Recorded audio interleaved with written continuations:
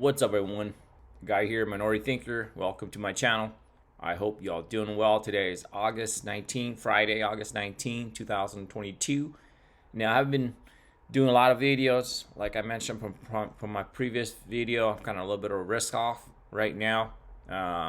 And what I've been doing is basically working a lot, raising that cash, debt-free cash, and basically building up that dry powder. That's what I've been doing, telling you guys about to do that 3 months ago, that it's gonna happen, guys. So as you can see now, 3 months after I made this video, cash will be king.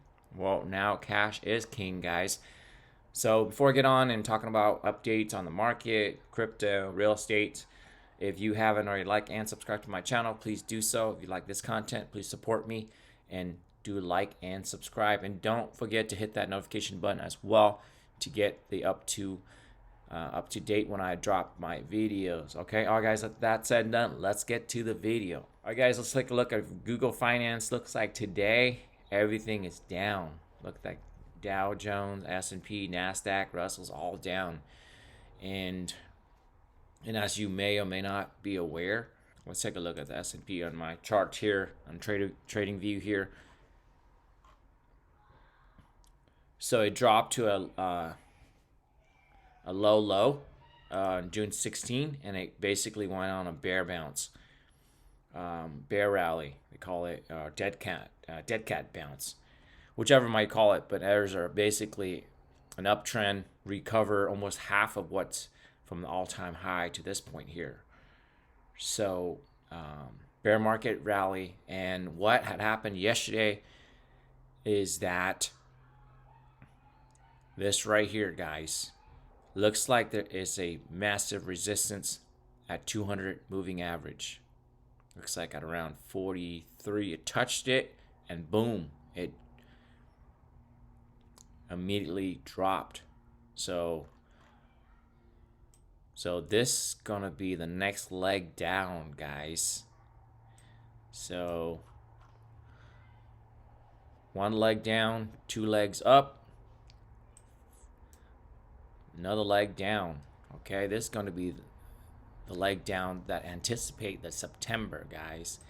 So it's not we'll see how that goes, but it's already confirmed that it's basically failed to push past that resistant level. Okay, so it's the probability of that going down is very highly likely. So it looks like the bull has been trapped. You know how folks are talking about, oh, it's going to be a big bull run. Boom, hit the 200 moving average, bounce back down, and that trap right there, guys, there's going to be a massive sell off here in the next few weeks leading up to obviously it's not going to drop immediately, but it's going to go something like this. Okay, so you take this measured move. This is what I learned from Garrett Soloway, and you do measurements. So that's the next target right there, guys. It might even bounce it lower than the last low. So it's going to be a lower low, like what I just did. The measure moves right there. Okay, so expect that. Expecting that and prepare for it. If it doesn't, then that's fine. You prepare for it, but that's direction that it's gonna go. Okay, let's look at Bitcoin. Okay, so obviously Bitcoin was in this channel here, the little channel here, and it looks like it broke out of that support right there and dropped, and that is not good. Now actually it just dropped under 21. There's no support here, guys. The next level, I believe it's going to go down to that low right here on the 19.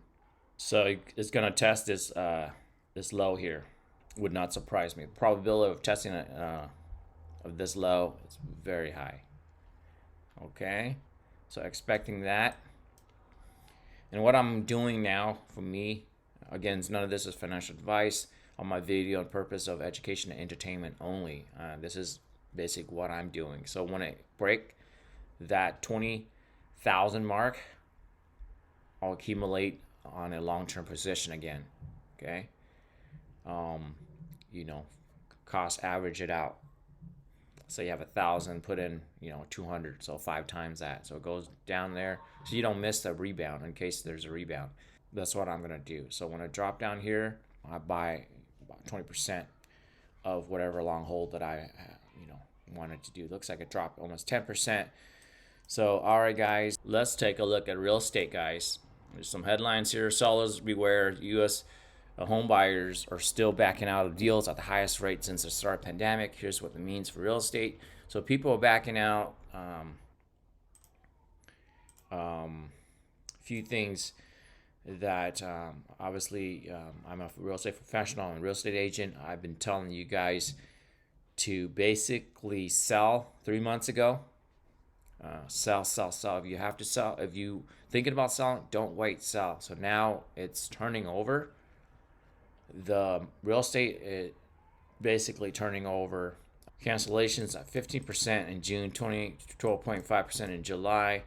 In fact, 16.2 were the highest cancellations 2020. So people are backing out, but it has not hit the average sellers yet, because they're typically, what's happening right now is that what I see is the big corporations, big builders are basically almost on a fire sales right now. They're selling whatever they have in inventory. They're trying to offload the inventory, so they've marked down quite a bit so that they can clear the inventory. Whereas a home seller are basically emotionally attached, or whatever might be the reason, they're holding it back, they're waiting, and it's typically that's the behavior, guys. They don't have emotional attachment to their, as far as institutions or builder, they don't have attachment to their home, so they see a downturn potential, a probability of a downturn or recession, which we are heading directly, in my opinion, into a recession. Okay, because all indicators leading to a recession. You got to prepare for the worst recession.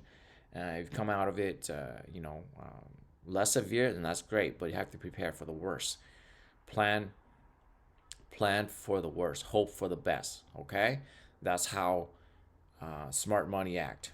Okay, so what they do is they basically offload their balance sheet, offload their inventory. But yet the average home sellers are not quick enough to respond to it. I think because partly, in my opinion, they're still thinking that house still has, majority of them, I think, still believe that at a current fair market value, which is unsustainable, that they can still fetch that amount. Or if they're talking to the agent will pitch them that, hey, listen, at a price that you think that it's worth, and not the actual market value, and then you can lower down if it's not selling. So homes are staying on the market longer, homes are not selling, and they're not reducing the price, and I think that will, in my opinion, will be a big mistake, because institutions, home builders, big money, smart monies are offloading right now, and I believe they have more statistical data pointing what is happening right now. Okay, so basically it's kind of like holding the bag. You don't want to be the last one holding the bag, and I'm fearing that the home sellers slow in response, which they always do, and to the current environment, will end up holding the bags once the home depreciate lower than that of what they're purchasing, lower than the mortgage, lower than the actual loan amount, then they're underwater. And when they're underwater, the emotional attachment will be detached, and they're more likely to force sell the home. And that's the last thing you want, guys. You want to sell it when you want to sell. Like I mentioned, you want to sell it when you want to sell it, not when you force to sell. Here's what I'm talking about as far as this is Seattle area renting. Here, talking about institution buyer. This one is actually purchased by Redfin and flip by Redfin. If you're looking through here, looks like it's listed at 765 and 2 days on market.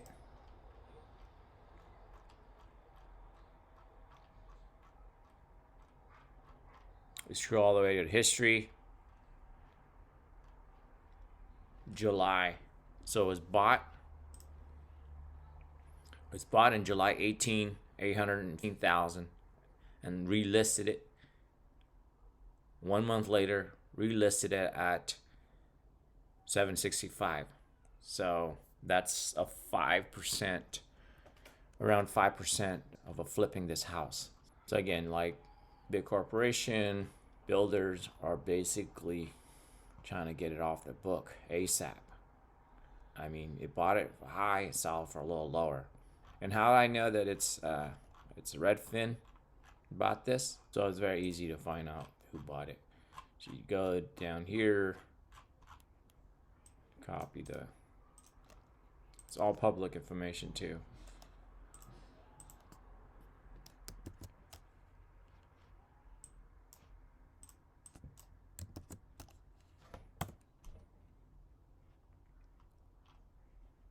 Taxpayer name, Redfin Now Bar or LLC.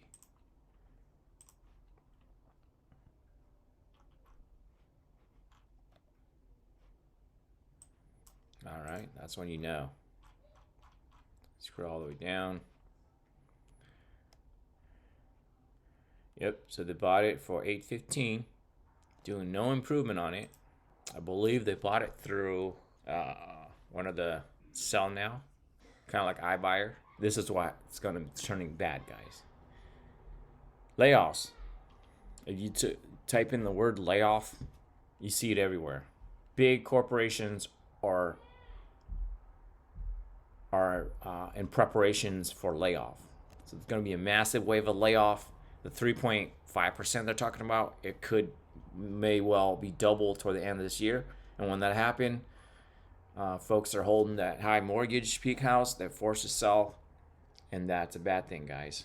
And that's can only lead to more inventory glut, and that can snowball into something even bigger. So we'll see. But look at these headlines here. Half of U.S. companies gearing up for layoffs, survey suggests.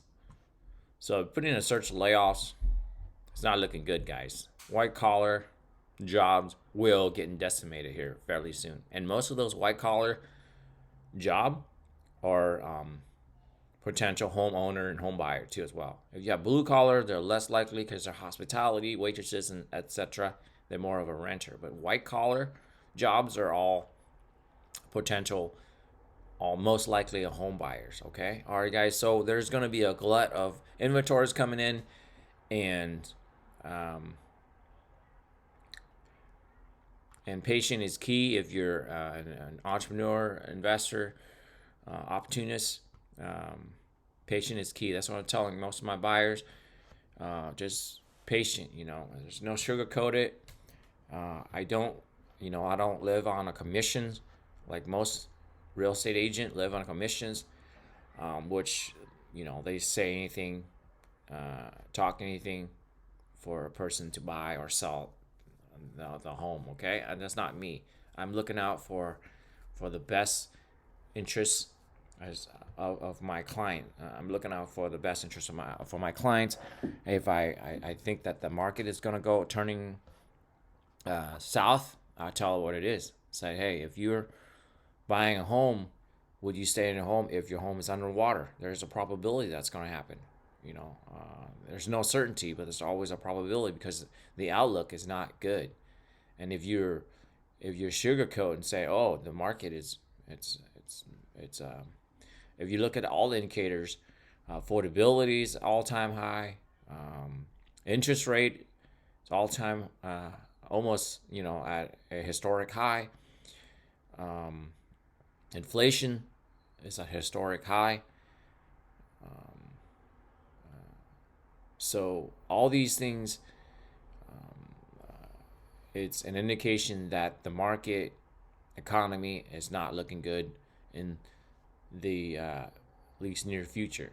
Okay, so if you can bear through that, and if you find your dream home, you can stay that for 5 years, and your job is secure, then by all means buy it. But if you're not in any of those, then I would say hang tight. Be a picky buyer. I think there are going to be more glut, more homes will be for sale, and price is going to drop. So, all right, guys, that's it. I'm out. Again, um, I hope you're staying safe. Market volatility is coming, guys. The macroeconomic is not. It's not. At least for the near term, it's not looking shine. But again, if you're an opportunist, entrepreneur, there's always opportunities in everything. Okay, guys. Even in this market, um, opportunities. If you opportunities to learn different things, learn trading, learn market, learn macroeconomic, learn everything so that when time like this come, you know how to basically lessen the blow, or survive, or even thrive in this type of environment. So yeah, that's all right, guys. That's it.